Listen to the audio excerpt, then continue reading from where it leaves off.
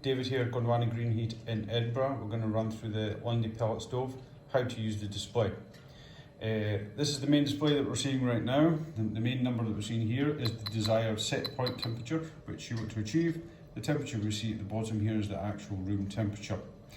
There's two ways of using this stove. You can set the temperature of the room using this one, up or down, and what that basically does is the appliance will modulate up and down to try to achieve this temperature.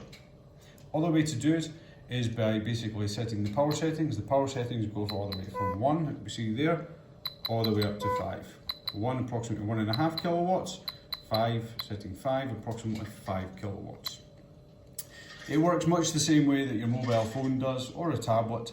You have your icons at the bottom, you tap on them and it lets you basically alter things as you see fit. At the bottom here we've got power settings, which we've just seen. We've got a cross here. This cross takes you back to the previous screen. As you can see, we have timers if you want to set up timers, statistics. Tells you how much fuel you've been using. So for instance today, we've used 2 kilograms of fuel today and we've been running for approximately 2 hours with an average temperature of 20.4 degrees.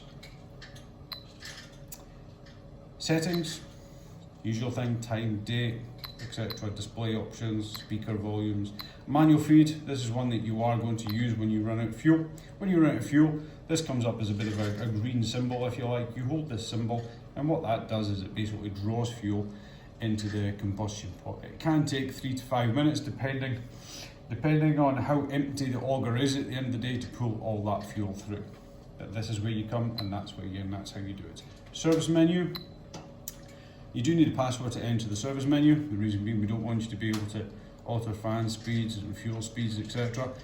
So you do need to call the manufacturer to be able to do this. You need to call them up. They're going to give you a code. You enter your code in here, for instance, and it lets you then into the service parameters. Switching it on and off. On and off is fairly straightforward. We'll see at the bottom here we've got a symbol that says stop. To stop the appliance, you simply put your finger on the button and hold it there for approximately 3 to 5 seconds. It'll do a countdown of numbers and that basically means then it'll go beep and then the appliance will shut off. If you simply just press the button, you'll see there a number pops up. You do have to hold it for that amount of seconds before it will shut off.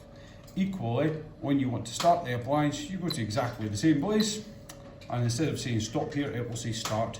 You push the button, you hold the button for 3 to 5 seconds, it will go beep and the appliance will start. It should be noticed that when the appliance is stopped, you can start it, but if you want to immediately shut it down, you can't do it. It needs to basically ramp right up so it's fully operational, and when it's fully operational, it will basically give you the option to switch it off. Thank you. If we've missed anything, ping us a message and we'll add that information at the bottom for you. Thanks.